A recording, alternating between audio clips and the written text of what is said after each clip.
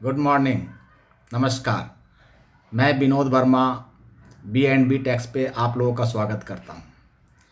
आज फिर मैं आप लोगों के लिए आपके ज़रूरत का टॉपिक लेकर के हाजिर हूं। आज हम लोग प्रॉपर्टी के परचेज जब करते हैं तो उसके ऊपर टीडीएस की लायबिलिटी के बारे में चर्चा करेंगे। प्रॉपर्टी परचेज करने पर कितना टीडीएस डिडक्ट करना है, कब करना है, क्या रेट होगा, इसको डिपॉजिट कैसे करवाएंगे, इसके ऊपर इंटरेस्ट क्या लगता है, पेनाल्टी क्या है, कौन से फॉर्म फाइल करना है, इन सब बातों के बारे में बारीकी से हम लोग चर्चा करेंगे। बस आप मेरे साथ यूं ही बने रहिए और साथ में मेरे यूट्यूब चैनल बी टैक्स को सब्सक्राइब ज़रूर कर लें। साथ में आप अपने दोस्तों के साथ शेयर भी करें ताकि मैं उनसे भी रूबरू हो पाऊँ। आइए अब हम लोग टॉपिक के बारे में चर्चा करते हैं। सबसे पहले अगर आप कोई प्रॉपर्टी परचेज करते हैं और उसकी वैल्यू 50 लाख, अमाउंट लिमिट जो रखा गया है 50 लाख, इससे ज़्यादा का परचेज करते हैं तो उसके ऊपर under section 194 IA of income tax act आपको टीडीएस डिडक्ट करना होता है और इसका रेट जो है वो 1% एक्ट में दिया गया है। कोविड-19 के चलते ये सारे टीडीएस के रेट को रिड्यूस किया गया है 25% से, तो ये रेट भी 0.75% हो गया है।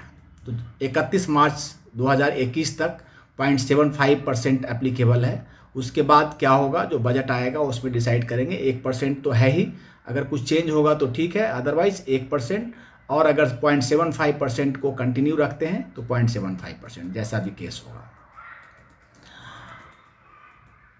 अब इसमें कई क्वेश्चंस आते हैं जब हम लोग दिमाग में, पहले हम उसको देख लेते हैं। अगर सेल करने वाले लोग 2 लोग हों तो क्या करेंगे। जैसे एक एग्जांपल लेते हैं कि अगर प्रॉपर्टी हमने जो परचेज किया वो 60 लाख का है, तो ऐसा हम लोग सोच सकते हैं कि दोनों को, अलग अलग लोगों को 30-30 लाख रुपए का पेमेंट है, तो क्या टीडीएस की एप्लीकेबिलिटी है। तो एकदम से है, क्योंकि यहाँ पे प्रॉपर्टी का रेट कहा है, ना कि कितना आप एक आदमी को पे कर रहे हैं। और प्रॉपर्टी जो आप परचेज कर रहे हैं वो 50 लाख से ऊपर का है, 60 लाख का है, तो इस केस में आप 30-30 लाख रुपए के दोनों जो सेलर होंगे, दोनों का 30-30 लाख रुपए के ऊपर 0.75% अभी का अगर है तो, अदरवाइज 1% आप डिडक्ट करेंगे और डिपॉजिट करवाएंगे। एक है कि कौन सा फॉर्म फाइल करना होता है। इसके लिए एक फॉर्म प्रोवाइड इसी सेक्शन में 194 IA में सेक्शन 26 QB दिया गया है। इसको आपको ऑनलाइन फाइल करना है, ऑफलाइन की फैसिलिटी नहीं है, ऑनलाइन फाइल करना है।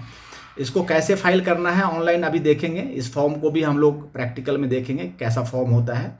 इस फॉर्म को फाइल करना है और उसमें ऑनलाइन फाइल करना है। उसमें सारे जो इन्फॉर्मेशन है वो इन्फॉर्मेशन फिल करके और एक चालान जनरेट होगा। उस चालान के लिए आपके पास ऑप्शन है, चाहे तो आप ऑफलाइन उसको बैंक में काउंटर पे जमा करवा सकते हैं, अगर ऑनलाइन बैंकिंग से पे करते हैं तो ऑनलाइन पे कर सकते हैं।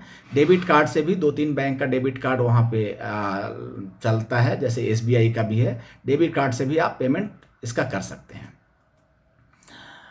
जैसा मैंने बताया कि इसको ऑनलाइन फाइल करते हैं, उसके इन्फॉर्मेशन को हम लोग आगे डिस्कस करेंगे।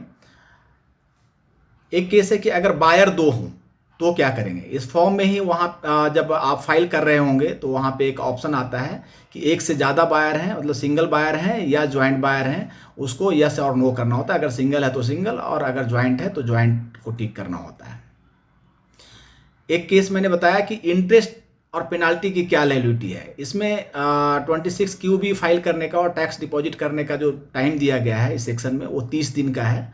अगर 30 दिन में आप 26 QB फाइल नहीं करते हैं तो आपको TDS का जो रेट है वो उस हिसाब से इंटरेस्ट पे करना होगा और पर डे की 200 रुपीज़ की पेनाल्टी पे करनी होगी। उसमें जब आप चालान जनरेट होगा तो उसमें इंटरेस्ट और पेनाल्टी का भी कॉलम होता है, जिसको अभी हम लोग आगे देखेंगे। उसमें आपको डिपॉजिट करना होगा। चलिए हम लोग अब फिजिकल फॉर्म कैसा होता है ये देखते हैं, और फिर उसके बाद ऑनलाइन में क्या करना है वो थोड़ा करके देखेंगे हम लोग। आइए हम लोग देखते हैं। देखिए ये ऐसा फॉर्म होता है, ये ऑफलाइन अभी हम लोग देख रहे हैं 26 QB। इसमें सबसे ऊपर यहाँ पे फाइनेंशियल ईयर, जो फाइनेंशियल ईयर एप्लीकेबल है, जैसे अभी हम लोग अगर फाइल करेंगे तो 2020 21 यहाँ पे लिखेंगे, ये देखिए 2021।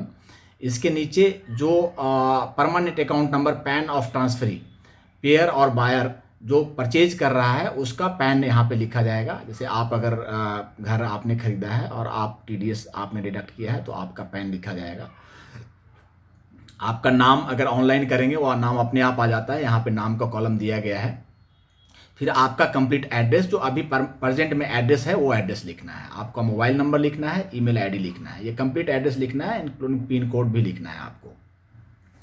इसके आगे देखिए वेदर अभी मैंने जैसा बताया था more than one transferee pair buyer, और तो यस और नो, अगर अकेले हैं तो नो लिखेंगे, अगर एक से ज़्यादा बायर हैं तो यस लिखेंगे।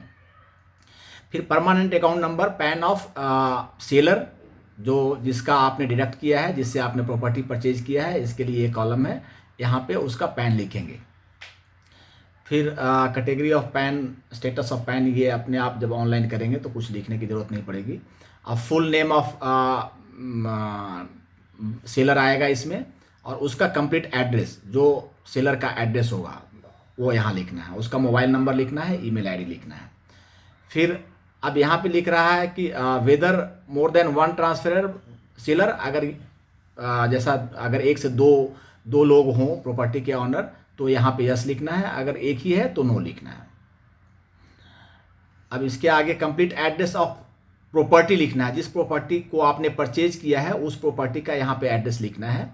और यहाँ पे देखिए डेट ऑफ एग्रीमेंट, एक हमने अभी केस डिस्कस नहीं किया कि अभी बहुत ज़्यादा ऐसा केस होता है कि बिल्डर का फ्लैट, सोसाइटी का फ्लैट हम लोग परचेज करते हैं, जिसमें आपको वन टाइम पेमेंट नहीं करना होता, इंस्टॉलमेंट में पेमेंट करना होता है। तो एक एग्रीमेंट होता है, जैसे एक एग्जांपल हम लोग लेते हैं कि एक प्रॉपर्टी के लिए हमने सबसे पहले 1 लाख रुपये, 60 लाख की प्रॉपर्टी है, 1 लाख रुपये हमने एडवांस दिया, प्रॉपर्टी को बुक करवाया, तो वहाँ पे TDS की कोई लायबिलिटी नहीं आएगी।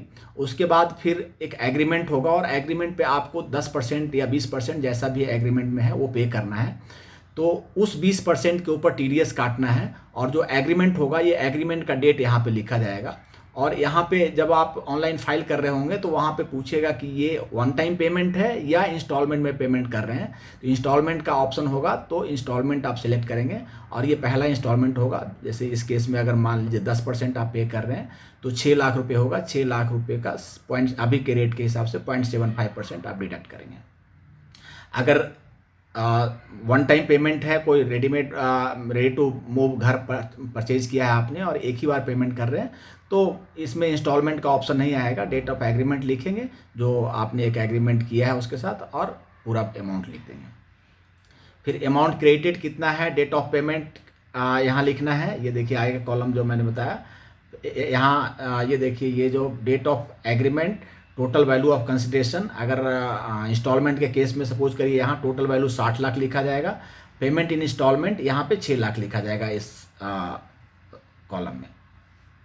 इसके आगे फिर है कितना अमाउंट पे किया, फिर आपको रेट किस रेट से, जैसे अभी 0.75% रेट है वो यहाँ लिखा जाएगा, अमाउंट ऑफ टैक्स कितना टैक्स बनता है, डेट ऑफ डिडक्शन, ऑब्वियसली जिस दिन आप पे करेंगे उसी दिन का डेट ऑफ डिडक्शन यहाँ पे होगा। फिर डेट ऑफ डिपॉजिट, जिस डेट को डिपॉजिट करेंगे वो डेट उसी 1 महीना के अंदर कभी भी करना होता है, सेम डे कर सकते हैं या 1 महीने के अंदर। अगर 1 महीना का बाद होगा तो मैंने आपको बताया कि इंटरेस्ट और पेनाल्टी की लायबिलिटी होगी। मोड ऑफ पेमेंट यहाँ पे लिख रहा है, कैसे आपको पे करना है, ऑनलाइन पे करना है या सब्सिक्वेंट, उसके बाद चालान जनरेट कर लिया और काउंटर पे जा करके पे कर सकते हैं, तो आप नीचे वाला ऑप्शन ले सकते हैं। अब डिटेल ऑफ टैक्स, ये चालान जब ये आप 26Q फिल कर देंगे ऑनलाइन तो चालान जनरेट होगा। इस चालान में देखिए क्या है, ये है TDS का कितना TDS हुआ, इसमें अमाउंट भरना है। अगर इंटरेस्ट एप्लीकेबल है, जैसा मैंने बताया 30 दिन से ज़्यादा अगर हो जाता है तो इंटरेस्ट एप्लीकेबल हो जाता है, तो यहाँ इंटरेस्ट का अमाउंट भरेंगे। यहाँ फ़ी जो पेनाल्टी, लेट फ़ी जो भी कहें, अगर 30 दिन से ज़्यादा है तो वो यहाँ पे करेंगे, टोटल अमाउंट आ जाएगा। और ये फिर नीचे एक एक्नॉलेजमेंट नंबर जनरेट होगा, वो एक्नॉलेजमेंट नंबर आएगा। ये ऑफलाइन फॉर्म आपको मैं समझाने के लिए बताया है। उसके बाद फिर एक सर्टिफिकेट भी, TDS सर्टिफिकेट, जैसे सैलरी के केस में फॉर्म 16 होता है, दूसरे केस में फॉर्म 16A होता है, वैसे ही इस केस में फॉर्म 16B जनरेट होता है जो आप सेलर को देंगे। इस तरह का ये फॉर्म है, इसमें इंफॉर्मेशन होगा। हर एक जब जब आप टीडीएस काटेंगे इंस्टॉलमेंट में, जब जब आप जमा करवाएंगे तब तब ये फॉर्म 16B जनरेट करके देना होता है। फॉर्म 16B नहीं भी दे सकते हैं, कई बार नहीं लोग मांगते हैं, क्योंकि आप लोगों को पता होगा जैसे ही टीडीएस हम जमा करवाएंगे उसके पैन पे वो दिख जाएगा 26AS में, तो कई बार नहीं भी मांगता है। अगर मांगता है तो आपको जनरेट करके देना है। अब हम लोग देखते हैं कि ऑनलाइन कैसे करते हैं। सबसे पहले आप गूगल में जाएंगे, सिंपल लिखे ऑनलाइन 26QB, तो ये आ जाएगा 26QB। ये देखिए ये आएगा। ये साइट है www.teen.nsdl.com, इस पर क्लिक करेंगे। ये यहाँ ऐसा खुलेगा, इसमें आपको जाना है ऑनलाइन टैक्स पे क्लिक टू पे टैक्स ऑनलाइन। यहाँ पे बहुत सारे फॉर्म अवेलेबल हैं नॉर्मल टीडीएस के, इनकम टैक्स के। इसमें देखिए जैसे 281, 280, यहाँ पे आपको 26QB सेलेक्ट करना है, नीचे आएगा ये यहाँ, ये देखिए QB, ये QB है 26QB। इसके ऊपर आप प्रोसीड करेंगे तो ये ऐसा फॉर्म खुलेगा। अब यहाँ पे सबसे ऊपर लिखना है टैक्स एप्लीकेबल। अगर जो सेलर है वो कंपनी है तो ऊपर वाला कंपनी के ऊपर टिक करेंगे, अगर इंडिविजुअल है तो नीचे वाला अदर देन कंपनी के ऊपर क्लिक करेंगे। अब मैं एक ऐसे ही करके देखता हूँ। ये हमने अदर देन कंपनी का टिक कर लिया। फाइनेंशियल ईयर सेलेक्ट करना है हमको, फाइनेंशियल ईयर।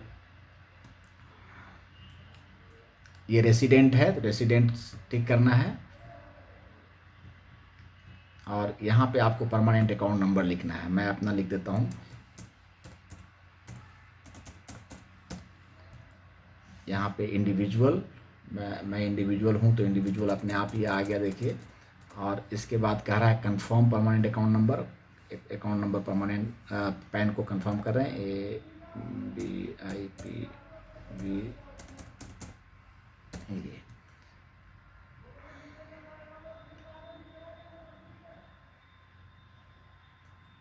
आप यहाँ पे परमानेंट अकाउंट नंबर उसका लिखना है जिसका आपने डिडक्ट किया है, उसका लिखेंगे। फिर उसका कैटेगरी आ जाएगा अपने आप, वो जैसा ऊपर आया। जब हमने इंडिविजुअल सेलेक्ट किया है तो ऑब्वियसली कंपनी नहीं आएगा, इंडिविजुअल आएगा। फिर यहाँ पे कंफर्म परमानेंट अकाउंट नंबर, जैसे मैंने अपना कंफर्म किया वैसे पार्टी कंफर्म करना होगा। फिर नेक्स्ट करेंगे। अभी ये नेक्स्ट नहीं होगा क्योंकि हमने फिल नहीं किया है। ऐसे ही जब फिल करते जाएंगे तो फिर एक 26QB पूरा हो जाएगा, और फिर एक जनरेट होगा नंबर। वो नंबर, और उसको कहेगा सेव करके रख लीजिए। उस फॉर्म को आप सेव कर लेंगे, उसमें एक नंबर होगा, वो नंबर को भी याद रखना है। उस नंबर के लिए ही हम सेव करके रखते हैं। और फिर जब कहेगा प्रोसीड टू पेमेंट पे जाएंगे तब चालान जनरेट होगा, और वहाँ पे आपसे पूछेगा कि ऑनलाइन करना है या ऑफलाइन करना है, बाद में करना है। अगर ऑनलाइन करना है तो ऑनलाइन आप बैंक सेलेक्ट करेंगे, जैसे नॉर्मल टीडीएस के बाकी सेक्शन में डिपॉजिट करवाते हैं, और डिपॉजिट कर देंगे। इस तरह से ये टैक्स डिपॉजिट हो जाएगा। डिपॉजिट करने के बाद जब ये वोल्टास पे अपडेट हो जाएगा ये चालान, 3-4 दिन, 4 वर्किंग डेज तो नॉर्मली लगता है, तो 4-5 दिन या 7 दिन के बाद आपको ट्रेसेज के साइट पे जा करके अपने आप को, जिसने डिडक्ट किया है, बायर को रजिस्टर्ड करना होगा। रजिस्टर्ड करके उस नंबर से आप ये जो मैंने अभी आपको बताया था टीडीएस सर्टिफिकेट जो है 16B, ये आपको डाउनलोड करना है। डाउनलोड कर करके और आप सेलर को देंगे। ये प्रोसीजर है और ये करना है, यही फॉर्म है।